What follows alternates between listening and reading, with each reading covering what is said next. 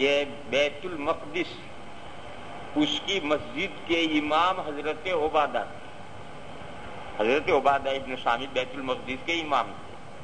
مؤذن تھا ابو نعیم، اور اس زمانے میں مؤذن بھی بڑے آدمی ہوا کرتے تھے.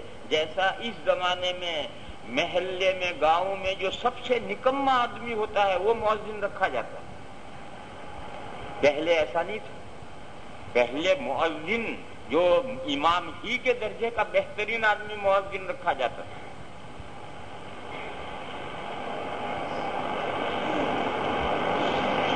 میں استنبول گیا تھا، ترکیہ میں استنبول گیا تھا، تو وہاں ایک بڑے مولانا سے ملاقات ہوئی.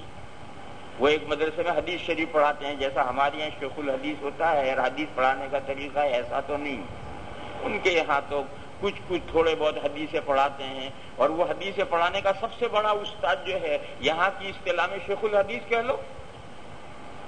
تو وہاں وہ ایک مولانا صاحب بڑے، ان سے ملاقات ہوئی، ان سے جان پہچان ہوئی، دعا سلام ہوئی، پھر باتوں میں تعلقات ہو گئے. اور انہوں نے مجدد الفیشانی رحمت اللہ علیہ کے جو مکاتب ہیں وہ عربی میں ترجمہ ہو کر چھپے ہوئے ہیں، انہوں نے وہ نسخہ لا کر ہدیہ دیا. تو خیر ان سے تعلقات ہوئے. پہلے تو ہم یہ جانتے تھے فلاں مدرسے میں شیخ الحدیث ہے. پھر میں نے ایک دن ان سے پوچھا کہ آپ کیا کام کرتے ہیں؟ تو انہوں نے کہا کہ میں فلاں مسجد میں مؤذن ہوں. ایک مسجد ہے وہاں شیخ محمود ہیں، ایک بزرگوں میں سے ابھی حیات ہیں. شیخ محمود بزرگوں میں سے ایک حیات ہیں. وہ ان کی بڑی خانقاہ چلتی ہے، ان کی چھوٹی سی مسجد ہے، بڑی اچھی مسجد ہے. تو انہوں نے بتلایا کہ میں شیخ محمود کی مسجد کا مؤذن ہوں.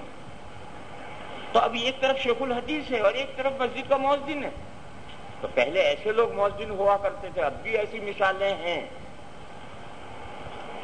تو ابو نعیم یہ بھی بڑے آدمی، علم و فضل کے اندر مؤذن ہے.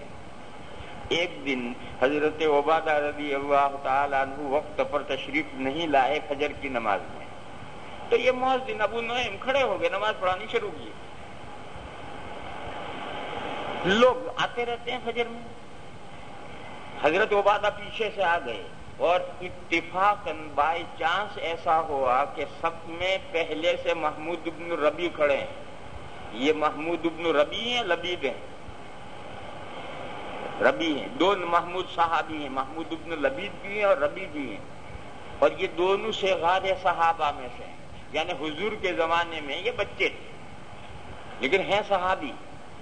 محمود بن ربی کھڑے ہیں اور حضرت عبادہ آئے اور ان سے لگ کر سب میں کھڑے ہوئے. یہ اتفاقاً ایسا ہوا. حضرت عبادہ نے نیت باندھ کر نماز میں شامل ہو کر فاتحہ پڑھنی شروع کی. محمود بن ربی ساتھ میں کھڑا ہوا، محسوس کر رہے ہیں کہ یہ کچھ پڑھ رہے ہیں. سلام کے بعد محمود بن ربی نے، جو خود صحابی ہیں، حضرت عبادہ سے پوچھا کہ حضرت آپ نماز میں امام کے پیچھے پڑھ رہے تھے؟ تو حضرت عبادہ نے کہا کہ جی ہاں پڑھ رہا تھا، فاتحہ پڑھ رہا تھا. حضور نے فرمایا ہے کہ لا صلاۃ لمن لم یقرأ بفاتحۃ الکتاب. یوں بھی روایت مروی ہے، یعنی یہ جو فجر کی نماز کا قصہ ہے اور امام کے پیچھے پڑھنے کا قصہ ہے وہ حضرت عبادہ کا ہے، حضور کا نہیں. تو یوں بھی روایت مروی ہے اور یوں بھی روایت مروی ہے، یعنی یہ واقعہ مرفوع ہے یا موقوف ہے، یعنی حضور کا یہ واقعہ ہے یا حضرت عبادہ کا ہے. تو سند میں اضطراب یہ ہے کہ 8 طرح سے سند مروی ہیں. متن میں اضطراب یہ ہے کہ یہ حضور کا واقعہ ہے یا حضرت عبادہ کے پڑھنے کا واقعہ ہے.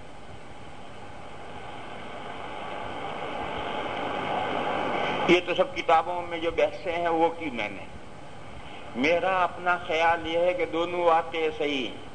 حضور کا واقعہ بھی صحیح ہے اور حضرت عبادہ کا حضور کے پیچھے پڑھنے کا واقعہ بھی صحیح ہے.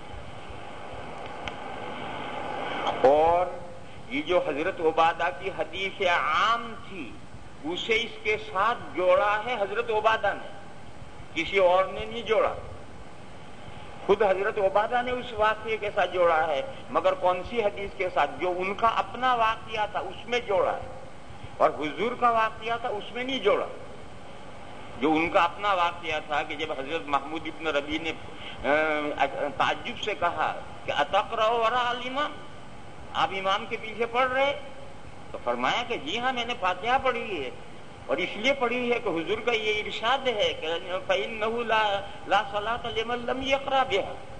تو حضرت عبادہ نے اپنے واقعے میں اپنے فاتحہ پڑھنے کی دلیل میں حدیث عام کو جوڑا تھا۔ حضور کا جو واقعہ ہے اس میں وہ نہیں ہے، راویوں نے وہاں سے اٹھا کر یہاں بھی